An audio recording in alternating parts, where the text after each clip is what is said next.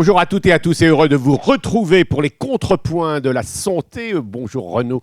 Bonjour Pascal. Degaille, merci à toute l'équipe des contrepoints de la santé de nous retrouver, de nous permettre de nous retrouver ce mardi 28 avril 2026 pour une nouvelle émission qui a pour titre « L'hôpital public est-il encore au centre du jeu ?» Nous évoquerons plusieurs questions essentielles, et évidemment les questions d'organisation et d'activité de l'hôpital, les contraintes financières et budgétaires, les politiques de qualité, pertinence et bon soin, mais aussi les relations entre la ville, l'hôpital et également les structures médico-sociales. À quelques jours de l'édition de Santexpo 2026, nous faisons le point avec le président de la Fédération hospitalière de France, Arnaud Robinet. Vous êtes également, Arnaud Robinet, le maire de Reims depuis 2014, président du Grand Reims depuis 2024. Bonjour et merci d'être avec nous sur le plateau. Bonjour. Contrepoint de la santé. Nous parlerons évidemment également de politique. Vous êtes un maire d'une grande ville de France, un élu, un grand élu que vous êtes, et je précise que vous êtes également secrétaire national chargé de la santé de votre parti politique, Les Horizons, de Édouard Philippe. Nous demanderons à deux professionnels engagés en deuxième partie de dialoguer avec vous et avec nous. Laurence Comte-Arassu, que je salue, bonjour, vous êtes la présidente du SNITEM, le syndicat national des industries de technologie médicale, et le docteur Isabelle Rion, que nous avons beaucoup de plaisir de retrouver, qui est médecin urgentiste à la PHP, ancienne vice-présidente du syndicat ISNI des internes. 60 minutes de débat enregistrés ce matin et que vous retrouverez en fin de journée, donc ce 28 avril 2026, en public à la Villa M. Je salue notre public et je salue nombreux et je salue également nos confrères et consoeurs journalistes. Adrien Broche de Via Voice présentera en cours d'émission le sondage Via Voice en exclusivité contrepoint de la santé. Merci de leur fidélité à nos partenaires, que je salue également. Le groupe Pasteur Mutualité, Point Vision, Care, Via Voice, la veille des acteurs de la santé, Hortus et l'UC2M. Première question, Renaud. Merci Pascal.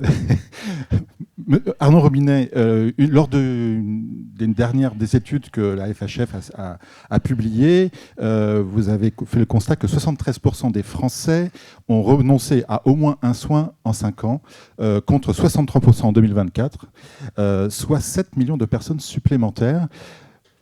Les délais explosent. En plus de ça, 2 semaines pour un généraliste, contre 4 jours en 2019, 4 mois pour un dermatologue, 3 mois pour un cardiologue. Ces chiffres vous inquiètent-ils ? J'imagine que oui, mais est-ce qu'on en est à une rupture de notre système de santé pour l'accès aux soins ? Bonjour à toutes et tous et merci pour votre invitation. En tout cas, ça va nous permettre de pouvoir échanger sur un enjeu essentiel, un défi, une priorité de nos concitoyens. Et d'ailleurs, les différentes enquêtes publiques l'ont montré récemment, la santé, la première priorité, dans le cadre notamment du débat présidentiel qui va débuter dans quelques semaines ou quelques mois. Et quand on parle de santé, pour les Français, c'est bien évidemment l'accès aux soins. Pouvoir aller chez un médecin, avoir un rendez-vous rapide chez un spécialiste, partout sur l'ensemble du territoire, qu'on habite en milieu rural, en milieu urbain. Et c'est vrai que l'enquête que nous avons menée avec la FHF sur ce point est relativement inquiétante. Vous avez rappelé les chiffres, je vais les rappeler parce qu'il est important de les rappeler. C'est vrai que les délais d'accès aux soins se sont rallongés, fortement allongés, près de 2 semaines pour un généraliste, alors que c'était 4 jours en 2019, 4 mois pour un spécialiste contre 2 mois en 2019.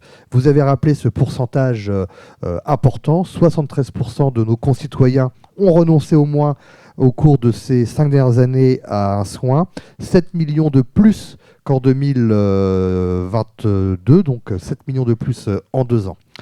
Et pourquoi ça nous inquiète ? Parce que cette dégradation d'accès aux soins a forcément des conséquences mécaniques sur les urgences de l'hôpital public. Quelques chiffres aussi. Un Français sur 2 déclare aujourd'hui s'être rendu aux urgences de l'hôpital public sans pour autant avoir une urgence médicale. Pourquoi il s'y est rendu faute d'alternative ? C'est un constat, c'est un fait.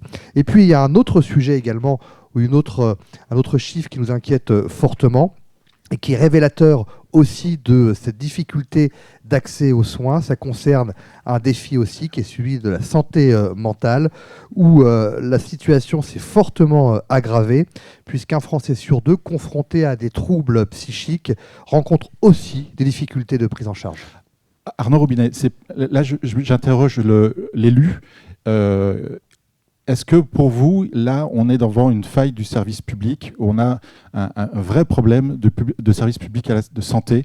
Quand je dis service public santé, c'est l'offre publique et privée en global. Est-ce que là, aujourd'hui, on est sur une rupture, quelque chose qui, certains disent que, je ne suis pas loin de le partager aussi, mais que ça joue énormément sur le bulletin de vote.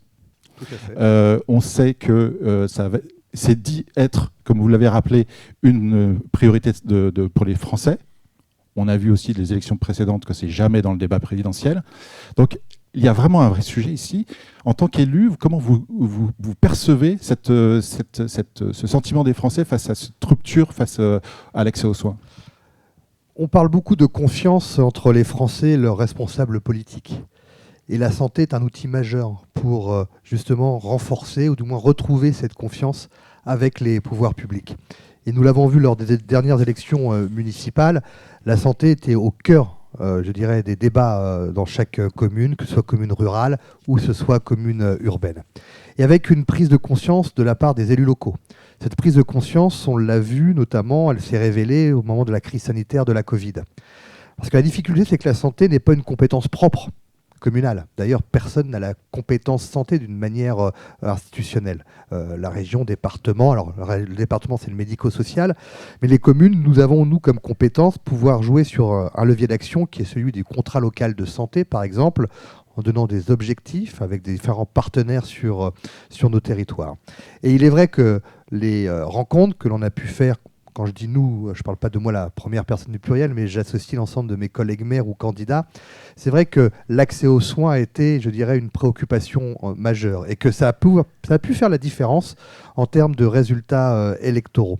Alors, bien évidemment, cela dépend des territoires. Moi, je vais vous parler d'un territoire que je connais parfaitement, qui est le territoire rémois, où nous avons une offre de soins qui est particulièrement riche et dense, avec un CHU, avec une clinique privée, avec aussi un maillage territorial en termes de médecine de ville, des maisons de santé, MSP ou pas, mais en tout cas des structurations, des projets qui se sont structurés sur le territoire, dont l'accès aux soins en tant que tel n'était pas un enjeu, en tout cas sur le territoire qui est le mien.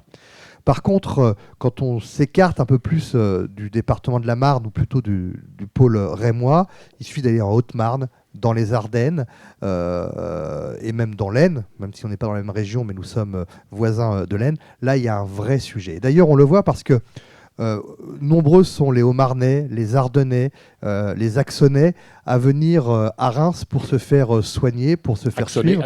Axonnais, ce sont les habitants de l'Aisne. De l'Aisne. Lens, Soissons, Château-Thierry, voilà. Et donc, ils sont nombreux à venir sur le pôle rémois pour se faire soigner, pour être dans leur parcours de soins. Donc oui, c'est un enjeu aujourd'hui et il va falloir que les candidats à la présidentielle s'emparent de ce sujet parce que la santé, c'est vraiment un outil, en tout cas un objectif qui va permettre de réconcilier les Français avec leurs responsables politiques, de manière générale avec les institutions. C'est ce que vous conseillez à votre leader ? Alors, je fais attention, j'essaye de ne jamais mélanger ma fonction de président de la FHF et mon autre fonction dans le domaine de la santé pour un candidat présidentiel. Mais bien évidemment que tous les présidents de la FHF ont été des politiques, si mes souvenirs sont bons, ou à peu près. C'est-à-dire que tous les présidents de la FHF sont des élus. Voilà. Dites-moi, il y a une question qui est vraiment une question d'actualité à laquelle on attache quand même de l'importance, c'est les dépassements d'honoraires. Et notamment, cela a été révélé, en tout cas mis sur la place publique, notamment par l'assurance maladie et d'autres acteurs. Et on voit bien qu'il y a eu des dépassements d'honoraires, nous signale-t-on, de plus de 150% pour 3000 médecins qui les pratiquent. Est-ce que cela entraîne également un déport vers l'hôpital public, même si l'hôpital public a aussi des médecins de l'hôpital public ont des clientèles privées. Hein. Enfin, votre avis là-dessus? Non, mais ce sujet des dépassements d'honoraires n'est pas un sujet qui vient de tomber sur la table ou un sujet nouveau. Quand j'étais parlementaire, c'était déjà un sujet... Je voulais dire que c'est un sujet qui ne bouge pas, monsieur le non, Président. C'est-à-dire qu'on en parle tout le temps. On en parle tout le temps. Et à l'époque, on pointait du doigt, je me rappelle, ça devait être dans les années... ça fait vieux combattant de dire ça, dans les années 2010-2012, où il y avait eu un rapport, il me semble, sur les dépassements d'honoraires en milieu hospitalier. Et quand on regardait ces dépassements d'honoraires, ils étaient essentiellement concentrés sur 2 régions, région PACA et Île-de-France, et avec un très faible pourcentage de praticiens exerçant ces dépassements d'honoraires. Alors, bien évidemment que pour un certain nombre de nos concitoyens, d'ailleurs l'enquête le révèle, il y a des citoyens, des Français qui disent ne pas avoir consulté ou ne pas avoir pris rendez-vous pour des questions financières. Mais cette question, elle m'interpelle, parce que s'il y a bien une société, un pays où la santé, je dirais, n'est pas forcément un coût pour nos concitoyens, c'est bien la France. Nous avons un système social de protection sociale qui garantit ou qui doit garantir l'accès aux soins et la prise en charge pour l'ensemble de nos concitoyens. Mais force est de constater que aujourd'hui, au vu de la situation économique que nous connaissons, l'instabilité politique aussi, certains de nos concitoyens renoncent à des soins pour des questions financières. Après, je vais le dire clairement aussi, je suis un peu de sensibilité libérale, les médecins ont le choix d'être en secteur 1, secteur 2 ou secteur 3. Donc il peut y avoir aussi des dépassements d'honoraires. Ce n'est pas, ce n'est pas illégal. Après, bien sûr, aux patients de choisir. Ma question n'était peut-être pas assez précise. Est-ce que l'hôpital public est le dernier recours accessible à certains malades qui font qu'il y a beaucoup trop de monde à l'hôpital public? Je crois qu'on ne peut pas résoudre le sujet de l'accès aux soins et de cette recrudescence, entre guillemets, d'entrée aux urgences à l'hôpital public ou recours à l'hôpital public uniquement sur la question des dépassements d'honoraires. Je pense que le sujet est beaucoup plus vaste et le sujet est beaucoup plus complexe.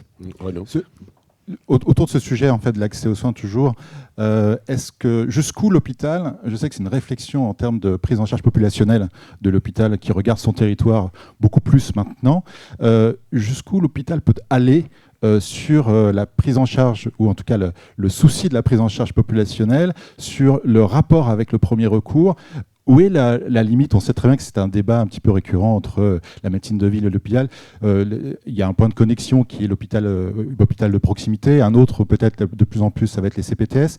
Jusqu'où l'hôpital public doit aller quand il fait un constat de carence, ou alors tout simplement pouvoir développer son activité. Oui, ce qui est d'ailleurs un travail mené notamment par votre fédération, la FHF. Oui, bien sûr. Vous savez, je crois que la situation et le temps n'est plus, à l'époque, d'opposer la médecine de ville à l'hôpital public, comme opposer d'ailleurs le secteur privé au secteur public. Je crois qu'aujourd'hui, que l'on soit hospitalier du public, que l'on soit praticien dans du privé ou médecin ou praticien dans la médecine de ville, je crois que ce qui nous anime, c'est avant tout la prise en charge de nos concitoyens, du moins des patients, et ce, dans les meilleures conditions. Et que l'hôpital public, il ne vit pas, ce n'est pas un îlot isolé d'une certaine manière. Il fait partie d'un écosystème dans chaque territoire. Alors chaque territoire est différent, avec la présence plus ou moins importante du public, du privé ou de professionnels libéraux. Mais il y a vraiment une nécessité de renforcer cette coordination, de renforcer cette coopération entre l'ensemble des acteurs sur un territoire. Je vais vous donner un exemple, toujours l'exemple que je connais le mieux, à Reims. Aujourd'hui, nous le voyons, le CHU de Reims a de très fortes relations avec la médecine de ville. Alors, on peut parler des CPTS, mais au-delà des CPTS, notamment avec la maison médicale de garde, nous allons d'ailleurs en parler au prochain conseil de surveillance, le déploiement d'un logiciel qui permet à des médecins de ville de pouvoir avoir un avis d'un spécialiste de l'hôpital directement. Donc oui, il y a un renforcement. Et l'hôpital public ne peut que n'en bénéficier s'il y a cette coopération qui est renforcée. Mais l'hôpital public, qui est un peu le centre, je dirais, de l'offre de soins, doit bien évidemment aussi quand cela est nécessaire, accompagner la médecine de ville et être présent sur l'ensemble du territoire. On le fait au-delà d'ailleurs des GHT, où nous allons envoyer, quand j'ai envoyé, le verbe n'est pas forcément le plus adéquat, mais en tout cas mettre à disposition des praticiens dans certains secteurs qui sont dépourvus de médecins généralistes ou de spécialistes. Président de la FHF, pour autant, il y a quand même également des compétitions, il y a quand même des enjeux, notamment d'ailleurs entre les organisations publiques et privées. Par exemple, si on regarde bien la valorisation des urgences, de la réanimation, des grèves, des soins très lourds, c'est évidemment très souvent l'hôpital public. Pour autant, dans l'ambulatoire, par exemple, et la chirurgie, en réalité, il y a une forme de faiblesse de l'hôpital public. Enfin, je voulais avoir votre avis de fragilisation. Donc, on voit bien qu'il y a quand même des parts, on dit des parts de marché, enfin, sur l'activité entre les différents secteurs, qui d'ailleurs renvoient aux responsabilités des uns et des autres. Votre avis, Arnaud Robinet? Bien sûr qu'on ne vit pas dans un monde de bisounours, on va être très clair. Même à Reims. Mais même à Reims, même si la coopération et l'entente publique-privée va plutôt dans le bon sens. Et comme je disais avant de débuter l'émission, nous allons inaugurer au mois de septembre un centre de radiothérapie mixte, public-privé, avec le CHU de Reims et le groupe Elsan. Donc vous voyez que les choses peuvent se faire. Ce qui est clair, c'est que vous l'avez dit, il peut y avoir une forme de compétition, de concurrence, même si le terme de concurrence, pour moi, n'est pas approprié quand on parle de santé. C'est un fait. On peut l'observer sur certains territoires. Mais en tout cas, moi, ce qui m'anime, c'est de dire que nous avons aussi des points de convergence. Et on le voit, la FHF et la FHP, deux grandes fédérations d'établissements, nous avons des combats communs, bien évidemment, et nous portons des combats communs auprès des pouvoirs publics. Après, on a chacun nos spécificités. C'est vrai, et vous l'avez souligné, l'hôpital public assume des missions qui ne sont pas forcément comparables avec celles d'autres secteurs. 100% des greffes, 85% de la réanimation, 85% de la permanence des soins, pour 69% des moyens et 81% des passages aux urgences. Ça, ce sont des faits constatés, c'est la réalité. Après, est-ce qu'au vu de ces chiffres et de l'activité hospitalière qui progresse, plus 5% en 2025, est-ce qu'aujourd'hui, on aurait encore la capacité de faire plus d'ambulatoires ? D'ailleurs, à l'époque, dans les fameux Copermo, lorsqu'il y avait des projets de restructuration, de rénovation d'hôpitaux, de reconstruction, on incitait les hôpitaux, à travers ce Copermo, à 50% d'ambulatoires. Est-ce qu'aujourd'hui, on est capable d'atteindre 50% ? La question mérite d'être posée. Mais le fait... Dans l'hôpital public, c'est quoi l'ambulatoire ? 65, 70%. Ça dépend bien sûr des spécialités et des secteurs, mais on doit être autour de ça à peu près. Oui. Mais le vrai sujet, la question, c'est de savoir, est-ce qu'avec le privé, on se positionne comme des concurrents, c'est-à-dire on se regarde en chien de faïence? Est-ce qu'aujourd'hui, on a les moyens de tenir cette position? Je ne le crois pas. Ou est-ce qu'on considère que chacun peut avoir des missions particulières dans ce service public de santé? Mais le vrai sujet n'est pas qui fait quoi d'une certaine manière. Le vrai sujet, c'est le financement. C'est-à-dire que chaque établissement soit financé à la hauteur des missions qui sont les siennes. On va y revenir tout à l'heure au financement, mais il y a autre chose aussi. Vous êtes percuté, comme tout le monde, comme toute la société, par la révolution numérique, par l'IA générative, etc. Comment l'hôpital public, dont on dit, c'est pas qu'on le dit, c'est qu'on le constate, vous manquez un petit peu de moyens, on sait que c'est un sujet qui demande un investissement au départ, en tout cas, comment vous abordez cette révolution-là? On a vu des CHU, comme le CHU de Montpellier par exemple, qui vient d'être primé parce qu'ils ont pris à bras le corps avec un lab pour optimiser l'utilisation de l'IA à la fois pour la prise en charge des patients, mais aussi l'organisation de l'hôpital. Comment vous abordez cette révolution-là avec les moyens qui sont les vôtres et avec les enjeux, pour le coup, là aussi compétitifs, des autres secteurs qui peuvent avoir un petit peu plus de sous à mettre sur la table, en tout cas au départ? C'est un sujet majeur aujourd'hui. L'intelligence artificielle, il y aura ceux qui vont observer cette évolution technologique, et il y aura ceux qui vont s'en emparer, qui en seront acteurs. Bien évidemment, l'ambition des hôpitaux publics, de nos établissements, c'est de s'engager dans cette révolution technologique. pour plus d'efficience, bien évidemment, en termes d'organisation, aussi en termes de prise en charge des patients, même bien évidemment, il faut avoir à l'esprit quand même que rien ne remplace en médecine le contact entre le praticien et son patient. Mais derrière, cela va nécessiter des investissements. Il va falloir peut-être mutualiser un certain nombre d'investissements pour accompagner l'ensemble de nos établissements. Mais notre inquiétude aujourd'hui, au vu des financements, et on a des craintes bien évidemment pour le PLFSS 2027, c'est comment on va pouvoir investir dans ce secteur. Alors après, on a des choses qui fonctionnent très bien. Vous avez cité Montpellier. Excusez-moi, je vais encore citer Reims. Un souci, c'est ça Mais non, mais on a l'Institut de l'intelligence artificielle en santé, qui est d'ailleurs aussi un centre référent au niveau national et qui permet aussi d'accompagner d'autres établissements en matière de partage d'expertise, en matière de projets, de soutien à des startups et autres. Je comprends, mais quand on discute avec les praticiens hospitaliers, avec les équipes des hôpitaux, on a l'impression qu'on est schizophrène. C'est que d'un côté, on a quelques labs super performants dans l'IA, etc. Et d'autre côté, on a des ordis qui datent. Donc, vous voyez ce que je veux dire, ça c'est que aussi bien dans les hôpitaux que dans les collectivités. Tout à fait. Mais comment, justement, face à ce choc-là, est-ce qu'on passe une étape? Comment on fait pour, à la fois, c'est plus du rattrapage qu'il faut faire, c'est un saut temporel. On est dans un objectif même de souveraineté nationale. Sur ce sujet de l'intelligence artificielle, je pourrais même parler de la cybersécurité, qui est aussi un sujet extrêmement important. Derrière, il est clair qu'il va falloir avoir une vraie volonté politique. C'est-à-dire que nos dirigeants, nos pouvoirs publics doivent, à un moment ou à un autre, dire l'intelligence artificielle, cette technologie, qui va devenir indispensable. Et il faut que la France ne soit pas à la traîne, même si on a quand même quelques années de retard aujourd'hui. Et d'ailleurs, on parle d'intelligence artificielle, mais il y a la quantique aussi qui arrive, etc., qui est au-delà de l'intelligence artificielle. C'est d'avoir un vrai projet, une ambition nationale dans le domaine de la santé et pas que. Mais quand on parle d'ambition, derrière, il faut aussi y mettre les moyens.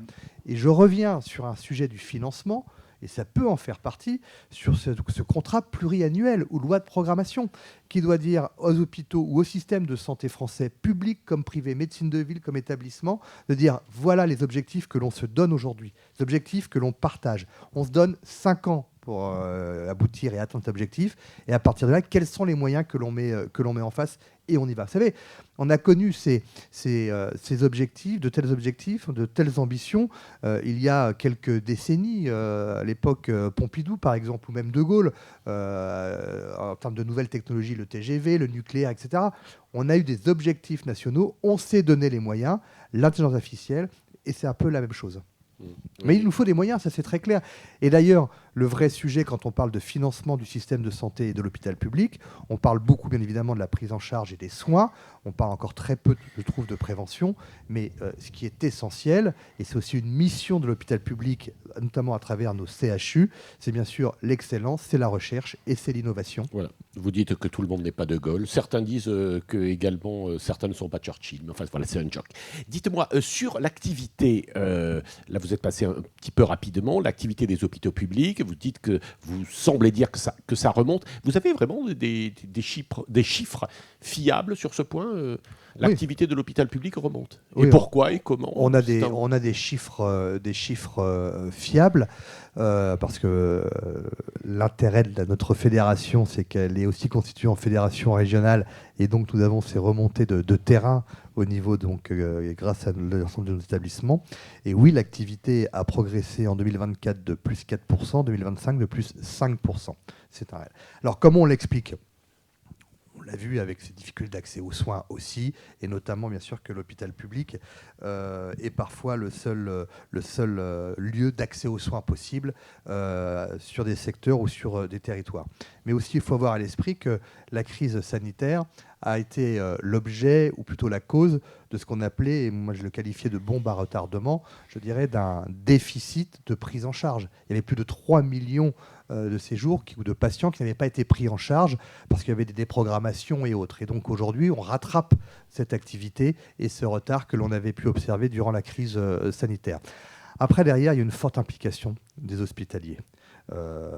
Il est clair que on le voit 365 jours sur 365 jours, 7 sur 7, 24 sur 24. Il y a une forte implication. Nos hôpitaux ont aussi évolué dans leur restructuration, dans leur organisation. Cette complémentarité avec la médecine de ville en termes des urgences aussi a facilité les choses. Et donc c'est vrai que je me bats avec les équipes et mes collègues présidents de fédérations régionales.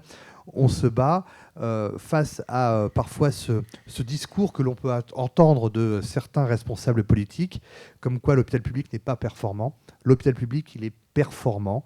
Les chiffres sont là pour l'attester, on en a rappelé quelques-uns. Derrière, bien évidemment, c'est les moyens qu'il faut mettre en face. Et est-il attirant ou attractif, notamment pour les professionnels de santé? Est-ce que la situation s'améliore? La situation s'améliore. Vraiment, Oui, elle s'améliore. L'absentéisme a baissé. On est sur un taux d'absentéisme qui est au même niveau qu'avant la crise sanitaire. Quel niveau? On est à peu près à 9%. 9%. On le voit aussi en termes de recrutement. Ça m'arrive de faire le tour de forums job ou de job dating dans des établissements de santé publics. Ce sont de véritables succès. Le recrutement, en tout cas, et même la fidélisation en termes de postes d'infirmières, d'aides-soignants, aujourd'hui, oui, c'est une réalité. Il y a une recrudescence. On a encore des postes vacants sur certaines disciplines médicales. Je ne parlerai pas de la psychiatrie, qui est le parent pauvre de la médecine aujourd'hui. Il y a un rapport prochainement qui sera remis par... Il y a un rapport des experts à la ministre sur la psychiatrie. Oui, et nous, on a fait un rapport très récemment qui montre en tout cas la difficulté de ce secteur. Et quand je parle de difficulté, le mot est faible, c'est très inquiétant. C'est un vrai défi pour notre société, notamment chez les jeunes. Donc, on a des secteurs, des disciplines, des spécialités où on a encore quelques déficits en termes de praticiens. Mais globalement, l'attractivité, elle a augmenté à l'hôpital public. Est-ce que c'est la raison, la cause du Ségur? Sûrement, bien évidemment. L'adaptation également pas aux ambitions, mais je dirais aux perspectives des jeunes générations. Et l'hôpital public a pu aussi s'adapter. Ça a demandé des efforts, bien évidemment. Mais en tout cas, les résultats sont là aujourd'hui. Alors attention, je ne dis pas que tout est rose, bien évidemment. Je ne dis pas que nous sommes les meilleurs et que tout va bien, que nous recrutons à tout va. Et que, voilà. Mais en tout cas, ce sont des signes positifs. Et c'est le discours que je tiens auprès des différents ministres de la Santé qui se sont succédés, les 8 ou 9, on ne sait même plus, mais qui, en disant, attendez, il y a une dynamique. Et cette dynamique, il ne faut pas la casser. Il faut l'accompagner. Cette dynamique, elle date de quand? Parce qu'en fait, les chiffres encore de 2024, janvier 2024, on était à 30-35% de postes vacants. Là, vraiment, dans ces dernières années, il y a une grosse réduction de ces postes vacants? On ne va pas dire qu'il y a une grosse réduction, mais en tout cas, il y a une dynamique. Et cette dynamique, on doit la poursuivre, on doit l'accompagner. Alors, il y a des déficits, on en a parlé. Enfin, j'allais dire que dans toute notre conversation, par derrière, il y a des questions d'argent qui se posent. Les déficits sont importants. C'est 2,8 milliards. 8 milliards de déficit. Visiblement, mais on ne sait pas très bien comment, le Premier ministre, M. Lecornu, dit qu'il faudrait encore faire quelques économies. Il aimerait bien que la santé redonne 2 milliards. Il y a quelques temps, il avait réinjecté pour faire voter le budget 2025 1 milliard. Enfin, où en est-on? Et où est le gras chez vous, par exemple, à l'hôpital public? Il y a du gras? On peut serrer un peu plus? Où est-ce qu'on va les trouver, ces 2 milliards? Je rappelle juste qu'avant la crise sanitaire, l'hôpital public a fait l'objet de plus de 10 milliards d'euros d'économies. Et on s'en est rendu compte d'ailleurs au moment de la crise sanitaire avec les difficultés qu'on a pu rencontrer ou observer dans certains établissements. Aujourd'hui, vous l'avez dit, le déficit est estimé à 2,8 milliards d'euros. Mais quand on regarde ce déficit, il n'est pas dû à un manque de performance de l'hôpital public, il n'est pas dû à une mauvaise gestion de l'hôpital public. Ce chiffre, il est facilement explicable. Premièrement, c'est le coût de l'inflation qui n'a pas été compensé par l'État. Et deuxièmement, on parlait du Ségur tout à l'heure, les mesures RH issus du Ségur de la santé qui n'ont pas été totalement compensés. Et quand on additionne les deux, on retrouve ces 2,8 milliards d'euros. Ma question était comment, malgré tout, face à cette réalité, bon, maintenant les salaires, le Ségur ont été attribués, ils étaient pour partie probablement, en tout cas demandés, justifiés. Oui, non, mais je ne nous, sais on a pas, applaudi mais en demain, tout cas, bien évidemment. ouais. Mais alors, peut-être un moyen de réorganiser l'hôpital dans son territoire. Alors, vous avez été, la Fédération hospitalière de France a été à l'origine de ces groupements hospitaliers de territoire. On ne sait pas très bien d'ailleurs est-ce que ça marche bien. Et il y a un débat qui se crée actuellement de se dire peut-être faudrait-il les réorganiser, les rendre plus efficients, éventuellement peut-être d'ailleurs leur donner, alors c'est un peu technique, une personnalité morale, enfin, etc. Bon, enfin, la réorganisation, j'imagine que vous allez en parler à Sant'Expo, ça c'est un sujet tout à fait central. La territorialisation. Bon, territorial. Alors, est-ce que ça, vous avancez là-dessus? Est-ce Oui, que les c'est GHT peut-être un moyen effectivement de réorganiser? Non, mais les Qu'est-ce que GHT vous en pensez? évoluent et moi je fais mon mea culpa parce que lorsque j'étais parlementaire, je m'étais abstenu. C'était si je ne me trompe pas, c'était le projet de loi de Roselyne Bachelot et je m'étais abstenu. Mais force est de constater que Quand elle était ministre, Quand grosse tête ou ministre? elle était ministre. Mais force est de constater que les GHT ont permis notamment une réorganisation territoriale des établissements et de l'offre de soins publics sur les territoires, de renforcer les coopérations entre établissements bien évidemment, et aussi de mutualiser un certain nombre de centres de frais, on va dire, en termes d'administration et autres, etc. Donc oui, c'était une bonne chose. Il faut peut-être encore aller un peu plus loin en termes de GHT. Il y a ce débat pour leur donner, je dirais, statutairement ou juridiquement le statut de personnalité. Vous allez faire cette annonce à Non, Sant'Expo? déjà, nous, c'est pas nous qui prenons la décision. Enfin, on vous prête beaucoup à la FHF, souvent. Oui, vous savez, on prête qu'aux riches, comme on dit. Hein.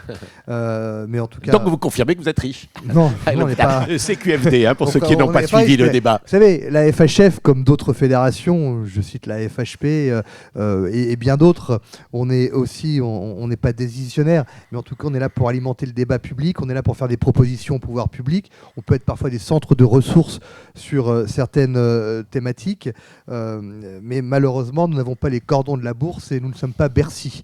C'est Bercy qui commande encore? C'est toujours Bercy. C'est toujours Bercy, il faut être clair. Bon, enfin, voilà. d'accord. Mais pour revenir à la question qui était, ce qu'on a un peu dévié là, non Oui, un petit peu sur la On va s'y question retrouver. de la question comment on peut encore faire des économies.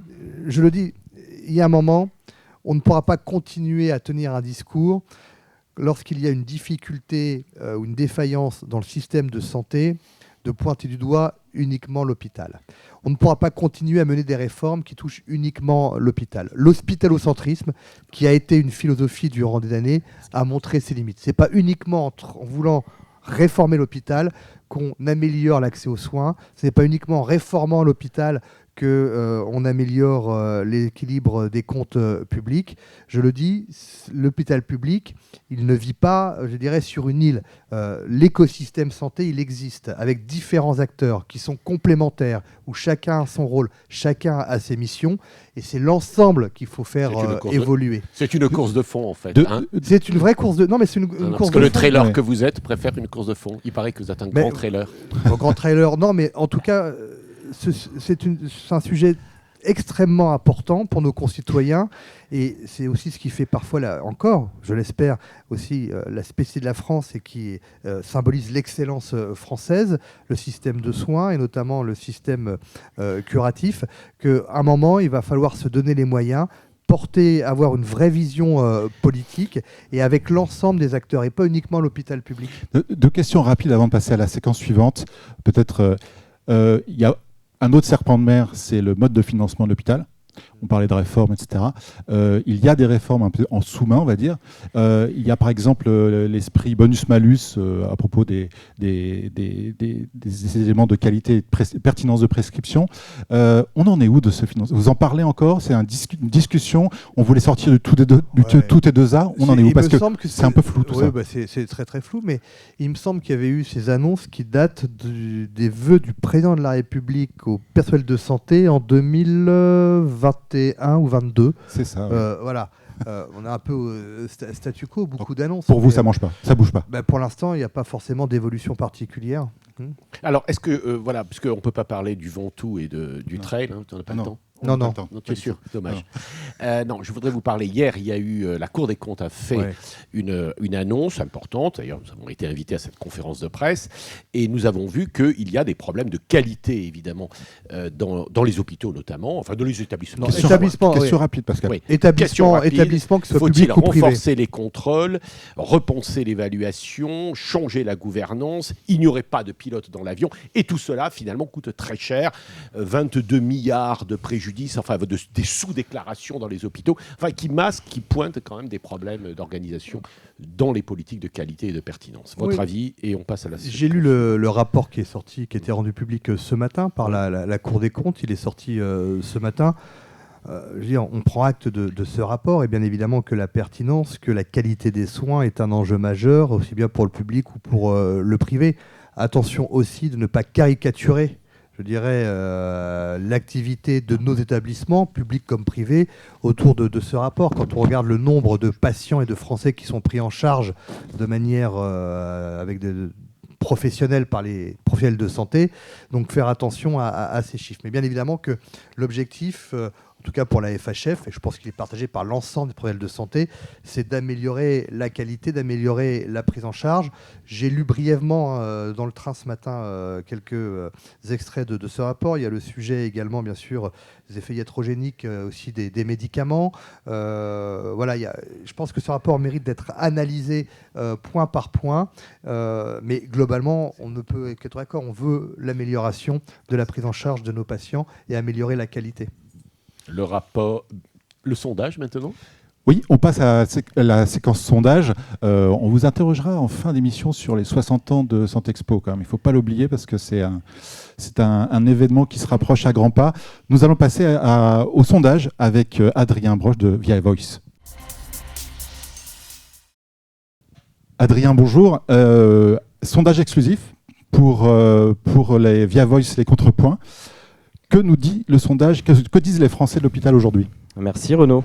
Alors ce sondage met en avant, comme souvent en matière de santé, une forme de paradoxe, de tension qu'on observe dans l'opinion, avec des Français qui continuent d'avoir confiance malgré tout dans leur système de soins, mais qui ne croient plus, ou en tout cas qui émettent un certain nombre de doutes quant à sa capacité à affronter les grands défis d'avenir. Alors d'abord, si on part du socle de confiance qui reste très solide, c'est d'abord important de le rappeler, on a 73% aujourd'hui des Français, donc 3 Français sur 4 qui déclarent avoir confiance dans le système de soins pour les accompagner en cas de besoin. Dans un contexte de défiance assez majeur, ce n'est pas un chiffre qui est anodin.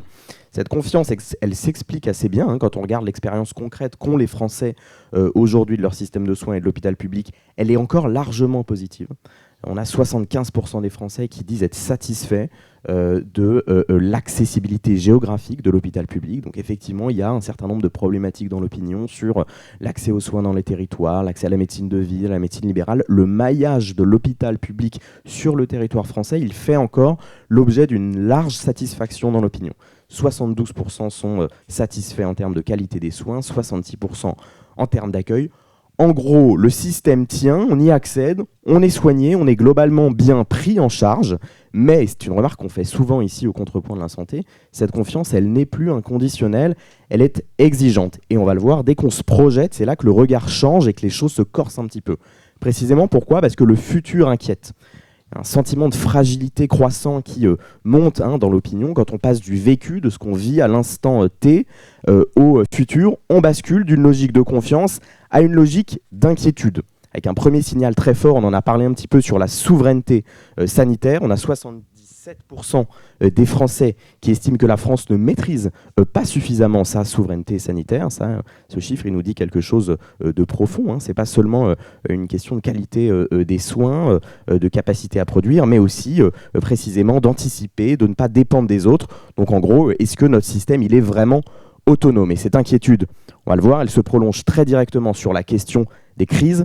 Face à une crise sanitaire, on a seulement 39% des Français qui estiment que l'hôpital public est prêt. Face à une crise sécuritaire ou militaire, on a 30% seulement des Français qui estiment que l'hôpital public est prêt. Alors dans tout ça, il y a une attente de cap. Il faut sortir des logiques de court terme. Quand on interroge les Français sur les logiques de financement, ils sont partagés. La question est peut-être un petit peu technique aussi. 49%, donc la moitié privilégie plutôt un ajustement annuel. 43%, une planification pluriannuelle. Surtout, il y a une demande de cohérence qui est encore plus nette quand on regarde les priorités que dessinent les Français pour l'hôpital public. On a 34% des Français qui veulent évidemment d'abord une augmentation des moyens, 17% qui veulent d'abord un renforcement des contrôles, mieux régulés, mais surtout la moitié de la population française qui nous dit qu'il faut faire les deux à la fois. Je crois que c'est un enseignement fort de cette étude pour les contrepoints de la santé. Les Français refusent les oppositions stériles. Là aussi, ils ne veulent pas forcément du toujours plus, même si on veut toujours plus de moyens. Évidemment, pas de toujours moins, mais d'abord du mieux piloter. C'est une constante du regard de l'opinion en matière de santé. Faire mieux avec ce qui existe déjà. Pas forcément une révolution, pas renverser la table, mais composer d'abord à partir de l'existant. Je conclurai sur ce mot. On a donc, si on devait résumer le sondage, ce sondage il raconte une transition. Le système, il est encore perçu comme légitime, respecté dans son fonctionnement quotidien. La satisfaction qu'en éprouvent les Français, ça n'est pas seulement une satisfaction théorique, c'est une satisfaction d'expérience de l'hôpital public. Elle compte donc. C'est là que se situe sans doute aujourd'hui un enjeu particulier principal, comment passer d'une confiance héritée, celle d'un modèle qui a fait ses preuves, qui est effectivement identitaire au bon sens du terme pour le système quasi républicain en France. Comment passer de cette confiance-là à une confiance qui soit projetée, tourner vers les crises à l'avenir, comment rassurer, non pas sur ce que l'hôpital fait aujourd'hui, mais sur ce qu'il sera capable de faire demain. Merci beaucoup, Adrien. Arnaud Robinet, peut-être, il y a beaucoup de choses dans ce sondage, mais quel est le point qui vous fait réagir le plus ? Non, le premier point, donc, il y a les 73% qui indiquent que les Français ont confiance dans l'hôpital public. Et après, on voit quelque chose qui n'est pas propre dans le domaine de la santé, mais propre d'une manière générale un peu à l'ambiance que l'on connaît aujourd'hui, où les Français ont du mal à se projeter dans l'avenir et ont une crainte dans l'avenir. Ça concerne la santé, mais ça concerne également l'éducation, ça concerne d'autres sujets. L'autre point qui me paraît intéressant, ça montre que nos concitoyens savent vraiment ce qu'ils veulent et ont conscience de la réalité des choses. Et comme nous le disons régulièrement à la FHF, bien évidemment que nous ne demandons pas toujours plus d'argent, parce que nous avons conscience aussi de la situation budgétaire, financière du pays. Mais la question, c'est comment être plus efficient. Et plus efficient, ça passe aussi, et c'est ce que dit, je pense, le sondage et ce que disent nos compatriotes, c'est à travers la pertinence des soins, c'est-à-dire le bon soin au bon moment et au bon patient. Et là, je pense qu'il y a véritablement une évolution à enclencher sur cette question de la pertinence des soins. On pourrait aller encore beaucoup plus loin, notamment sur le sujet de la territorialisation, et un sujet d'ailleurs que pointe aussi le rapport de la Cour des comptes qui est sorti ce matin, sur la question de la qualité des soins, sur la question de la sécurité dans nos établissements, sur les sujets d'établissements qui sont en deçà des seuils, la question des maternités par exemple, on va être très clair. Oui, donc, serpent de mer. C'est un serpent de mer, mais derrière tout ça, il y a la question de la sécurité. Si on parle des maternités des enfants, on parle très peu de la sécurité des mamans ou des mères, à prendre en compte bien évidemment. Et puis une question d'efficience. Ce n'est pas pour dire qu'il faut supprimer des établissements, on peut faire évoluer les établissements. Ce ne sont plus des maternités, mais des centres de périnatalité par exemple. Ça existe, notamment en Outre-mer, et ça fonctionne. Donc voilà, il y a plusieurs questions à se poser. Mais en tout cas, les Français ont une bonne, à travers ce sondage, extrêmement intéressant, je pense, ont une vision réaliste de la situation.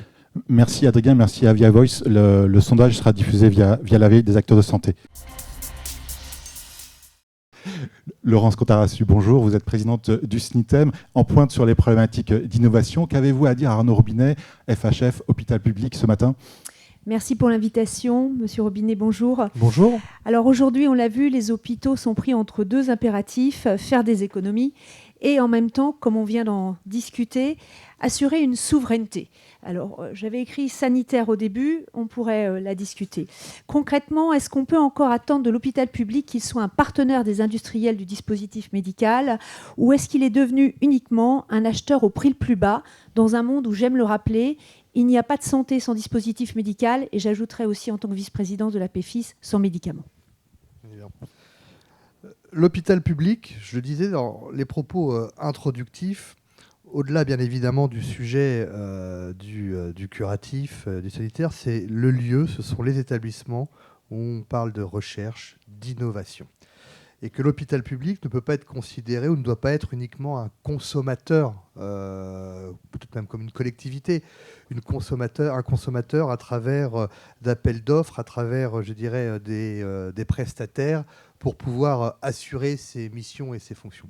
L'hôpital public, à travers ses centres de recherche, à travers l'excellence, l'innovation, doit être un partenaire privilégié de l'ensemble de l'industrie, que ce soit des dispositifs médicaux, mais également pharmaceutiques. Il y a de nombreux exemples qui existent sur le territoire français. Mais derrière tout ça, bien évidemment, vous l'avez souligné, il y a cette question où l'hôpital public se trouve entre le marteau et l'enclume. C'est-à-dire que derrière, aujourd'hui, on a des problèmes de financement, je le répète. Nous sommes prêts et nous ferons des propositions au pouvoir public en termes d'efficience pour faire mieux avec ce que l'on a. Mais bien sûr, en ayant un objectif clair, c'est que l'hôpital public soit financé à la hauteur des missions qui sont les siennes. Et d'ailleurs, dans la loi de programmation que nous avons proposée, il y a toute une partie sur l'innovation et l'accompagnement de l'innovation. Mais je dirais que vous êtes pris aussi, vous, entre le marteau et l'enclume par les pouvoirs publics. Parce que l'expérience qui est la mienne, notamment lorsque j'étais parlementaire et membre de la commission des affaires sociales, vous êtes soumis aux mêmes... D'ailleurs, tous les acteurs de santé, d'une certaine manière. On est soumis au même paradigme, je dirais, de ce qu'est le PLFSS. C'est-à-dire qu'on n'a pas de vision sur le moyen et le long terme.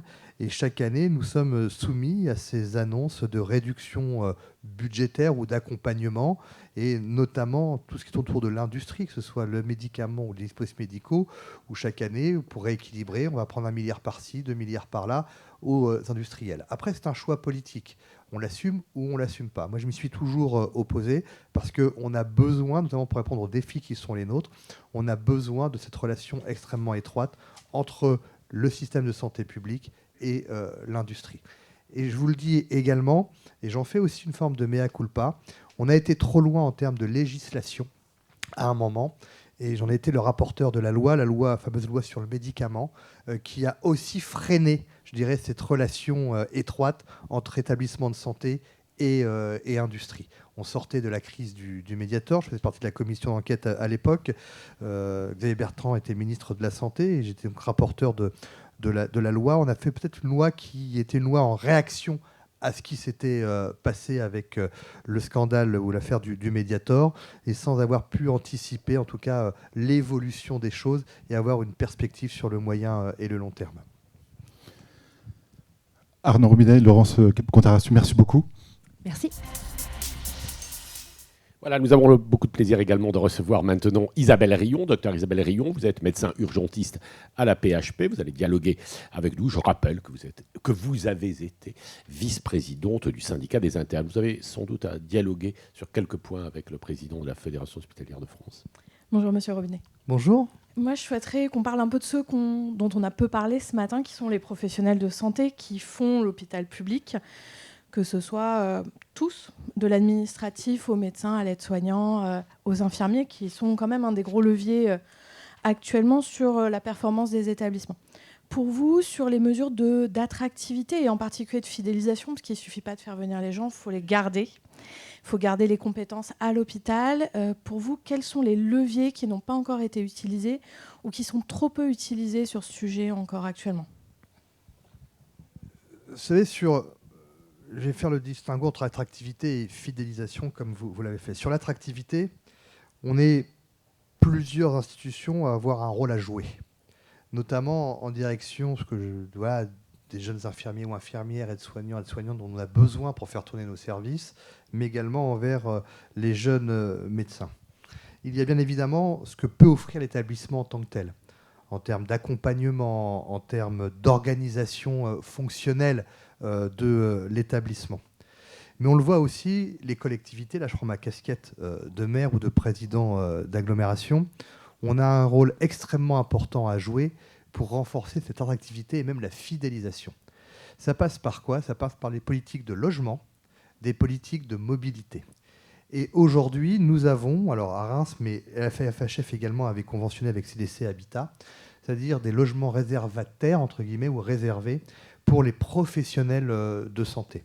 Et on le voit dans des villes qui sont relativement proches de la couronne parisienne. Encore une fois, je vais citer la ville des Sacres, où nous n'avons pas de sujet en termes d'attractivité pour des postes d'infirmiers, d'aides-soignantes et autres, parce que forcément le logement est moins cher pour un salaire équivalent en région parisienne, où le logement, où les personnes sont prioritaires pour l'accès au logement et avec des facilités en termes de mobilité. Donc pour montrer que l'attractivité, ce n'est pas uniquement l'établissement qui a un rôle à jouer, mais c'est l'écosystème qui entoure l'établissement qui doit prendre ses responsabilités. Je peux. Oui. Prioritaire, ça veut dire quoi? C'est-à-dire que les collectivités pointent. J'ai encore, moi, signé hier 2 paraphes pour demander aux préfets et aux bailleurs sociaux pour appuyer la demande de personnes issues de la fonction publique hospitalière qui sont en recherche de logement. Ça, à Paris, ça se fait? Je ne sais pas si ça se fait à Paris. Après, tout dépend bien évidemment de l'offre de logements sociaux que vous avez dans une ville. À Reims, nous avons 45% de logements sociaux. Nous sommes la ville en dehors de l'Île-de-France et de Saint-Denis ayant le plus de logements sociaux. Ce qui fait qu'on a une offre aujourd'hui qui est aussi de qualité, rénovation et autres, etc., est passée par là. Mais l'objectif, c'est aussi de pouvoir, entre guillemets, choisir je dirais, les personnes à qui on souhaite attribuer un logement. Et donc, on le sait très bien quand on a notre activité dans le milieu hospitalier, mais on le fait la même chose pour la clinique privée. Les profils de santé sont prioritaires. Après, il y a la fidélisation. La fidélisation, elle passe bien évidemment par la politique qui est menée là par l'établissement en tant que tel, même si les collectivités ont un rôle à jouer, mais il est beaucoup plus minime que pour l'attractivité. Et on le voit, la fidélisation, c'est en termes, alors bien sûr il y a le salaire, mais c'est en termes aussi d'organisation de travail, l'organisation au sein même des services qui est extrêmement importante, et c'est surtout aussi essayer de pouvoir concilier l'ambition ou les volontés de l'agent hospitalier avec les contraintes du service. Je vais donner un exemple. C'est aussi pouvoir choisir quand est-ce que l'on veut travailler. Un exemple très personnel. J'ai ma petite sœur. J'ai une petite sœur qui était aide-soignante, qui est aujourd'hui infirmière. Elle, dans son équilibre de vie, elle ne souhaite pas qu'on lui impose de travailler la journée ou la nuit. Elle a fait un choix. C'est une histoire vraie? C'est une histoire vraie? C'est une histoire vraie, vous pouvez l'appeler, elle s'appelle Marie. Elle travaille en EHPAD établissement. C'est l'histoire vraie. Non, je raconte que des choses vraies, moi. Elle fait le choix, et l'hôpital public lui a donné la possibilité, elle fait le choix de se travailler que les nuits, parce que ça lui convient, et elle veut rester à l'hôpital public, parce qu'elle a pu choisir ses heures de travail, et là, comment elle souhaitait travailler, donc elle travaille que les nuits. Ça va peut-être durer qu'un temps, elle est jeune, hein, j'ai 18 ans d'écart avec ma sœur, donc elle est plus jeune. Donc, mais en tout cas, voilà, elle a pu, son travail, en tout cas l'établissement a pu s'adapter à ses volontés. Et puis on le sait très bien, pour être bien, quand on est patient, si on veut être bien pris en charge et bien soigné ou accompagné, ben avant tout, il faut que ceux qui nous accompagnent soient aussi en bonne santé et travaillent dans de bonnes conditions. On parlait de sport tout à l'heure. On a mis en place pour l'ensemble des agents hospitaliers, par exemple, une salle de sport avec un accompagnement, avec des coachs, etc. Voilà. Aujourd'hui, on ne doit plus venir travailler uniquement pour faire c'est plus métro, boulot, dodo, ou pour les villes où il n'y a pas de métro, c'est-à-dire bus, boulot, dodo. Mais c'est-à-dire que le lieu de travail, l'établissement, doit être un véritable lieu de vie, et avec un point important, parce qu'il y a quand même une vraie féminisation du métier et de la fonction publique hospitalière, c'est la question des enfants, et notamment la prise en charge des crèches hospitalières, qui doit permettre aussi de garantir un équilibre de vie et des conditions de travail qui vont renforcer cette fidélisation. Voilà, ça... Je ne sais pas si j'ai bien répondu, mais ah oui, longuement, merci beaucoup, et bonne chance à Marie. Ah, mais elle est très heureuse. Merci Isabelle Rion. Pour terminer notre entretien dans quelques minutes, mais nous restons encore avec vous, vous allez voir. Nous voudrions vous demander quelques sujets d'actualité, vos positions sur les agences régionales de santé. Nous avons connu, là aussi, vous faites appel à l'histoire avec des critiques de la Fédération hospitalière de France, notamment sur les ARS, les agences régionales de santé. Aujourd'hui, c'était pas moi. C'était pas moi. D'accord. Non, aujourd'hui, on était très inquiet des annonces qui avaient été faites par le gouvernement sur la suppression des ARS. Vous savez, vous ne parlez plus de préfet sanitaire. Non, enfin, en tout cas, nous, ce qu'on demande, c'est surtout aussi de renforcer, je dirais, l'échelon aussi départemental pour être au plus près du terrain, plus près des réalités dans cet objectif de territorialisation. Mais vous savez, cette question des ARS, les ARS sont indispensables, notamment pour coordonner l'offre de soins sur le territoire et parfois prendre des décisions. Mais derrière, on a eu affaire à ces ARS bashing. Je ne dis pas que On ne dit pas qu'il ne faut pas une évolution, bien évidemment. On ne dit pas que tout est parfait. Mais on a eu c'est la tendance actuellement il y a eu l'ARS bashing, parfois il y a l'hôpital bashing, etc., avec des chiffres totalement erronés sur la suradministration de l'hôpital. Vous voyez, on cherche toujours des responsables à une situation. Et pour beaucoup de responsables politiques, je le dis, qui sont plutôt situés à la droite de la droite, c'est bien évidemment toujours cette fameuse technocratie, cette fameuse administration qui est le problème de la France. Parfois, l'administration peut être un frein à un certain nombre de choses, et je sais de quoi je parle en tant que maire, mais on a, entre faire évoluer les choses et supprimer, il y a quand même une marge. Vous avez une opinion sur l'affaire Santé publique France ? Les critiques qui sont faites à cette agence, des regroupements d'agences, il y a tout un mouvement. Ah non, mais ce qui est clair, c'est que il y a un vrai sujet, c'est qu'il y a peut-être trop d'interlocuteurs et trop d'agences, trop et on ne sait plus qui fait quoi. C'est un sujet. Mais c'est un vrai sujet. Il y a peut-être des choses là à faire évoluer, mais sur les territoires. Les ARS, on en a besoin, et nous, on est plutôt favorable à un renforcement de l'échelon départemental. Merci Arnaud Robinet. Dernière question avant de nous quitter. Santexpo, le fin mai, 20 mai, fête ses 60e édition. Il y a des surprises. Qu'est-ce qu'on va y trouver pendant ces 3 jours ? Dans quelques jours, on dévoilera le programme. Mais une 60e édition qui, en tout cas, va être, nous l'espérons, une très très belle édition avec beaucoup de rencontres, surtout beaucoup d'échanges. On va parler d'intelligence artificielle, notamment. On va parler l'excellence en santé, la question des générations. On va parler également de santé mentale. Donc l'ensemble des acteurs de l'écosystème de santé seront bien évidemment présents. C'est un salon qui, chaque année, accueille de plus en plus de visiteurs et d'institutionnels. Donc on a le haut patronage du président de la République pour le 60e anniversaire. Et puis la loi de programmation en santé, bien évidemment, sera aussi au cœur des débats.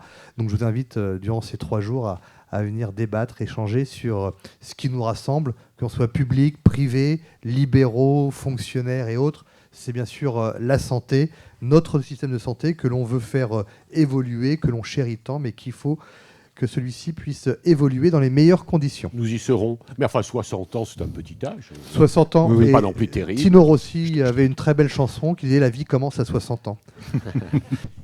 Merci Arnaud Robinet. Merci à vous. Merci Laurence Cotarassu, merci Dr Guillaume. Merci au public. Abonnez-vous, likez, partagez. On a besoin de votre soutien pour une grande diffusion de cette émission en vidéo sur YouTube ou sur les plateformes de podcast. Merci à nos partenaires, Camurus, Groupe Pasteur Mutualité, Point Vision, Care, Via Voice, La Veille, Acteurs de Santé, Hortus, UC2M. Merci Françoise Millet, à Nathalie Rattel, Emmanuel T et son équipe. On se retrouve pour un enregistrement à Santexpo le 21 mai à 13h15 à l'Agora IA, et aussi le mercredi 27 mai ici même à la Villa M avec le professeur Didier Lepelletier, le DGS. Et pour nous quitter, le DGS qui est le directeur général de la santé. Oui, excusez-moi. Didier Lepelletier. Oui. Oui. On a été très contents de vous recevoir. Merci d'être venu sur le plateau des Contrepoints. Alors, il y a une petite habitude, c'est de donner une petite phrase souvent, pour nous donner un peu de courage, notamment pour vous, à quelques mois, jour pour jour, quelques mois, une année avant les élections présidentielles, quasiment jour pour jour. Il y a un petit débat, on ne sait plus très bien si ce sera le 28 ou avril 2027 ou à peu près. Alors, moi j'aime beaucoup cette phrase parce que je vous la fais méditer. Il vaut mieux aller dans le bon sens en boitant que dans le mauvais sens en trottinant. Et alors ça, c'est de s'éprêter à Saint-Augustin. Et alors notamment, vous savez que le pape, que le pape Léon XIV est un augustinien. Bien sûr. Et puis, je voulais vous dire une chose. Léon XIV, il nous a plu dans la dernière série, dans la dernière période. Voilà, j'avais envie de le citer. Merci. Bon retour à toutes et à tous. Merci beaucoup.